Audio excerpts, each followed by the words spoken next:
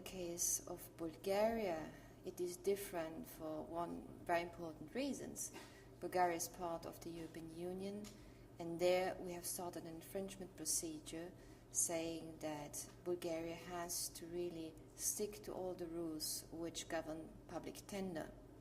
And we question whether that has been the case, and it was in this kind of procedure that we have asked them to stop building. And this procedure is ongoing.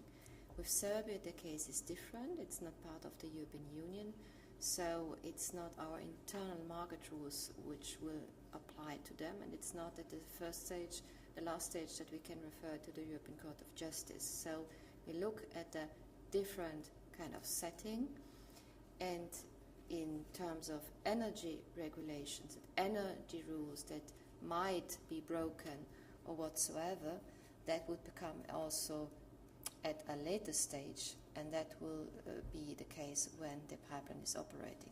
However, can I just add this? Whether is it Serbia, whether it's Bulgaria, if the idea is to bring gas from Russia to Europe, you have to go for European territory, and that means even if you have a small stretch, you want to build until the very end. And as we have said for all big infrastructure, if you build, if you do business on European territory, you do have to respect European legislation.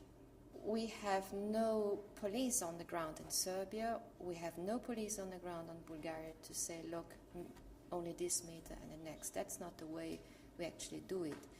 In the European Union, we have infringement procedures. They are against the government. In case of countries outside the European Union, we do not have this measure. But in case, this is operating, we can also look into it from the point of the energy community, but their legal instruments are different than in the European Union. Generally, the candidate countries, the countries in the accession process, are expected in the course of accession negotiations, which, as you know, have been opened with Serbia recently, to align their legislation with the EU legislation. That means that in the process of accession negotiations, they are chapter by chapter, area by area, expected to align their rules and norms and legislation with the EU rules, norms and legislation. And unless they do so, the chapter cannot be closed and you cannot proceed in the accession negotiations.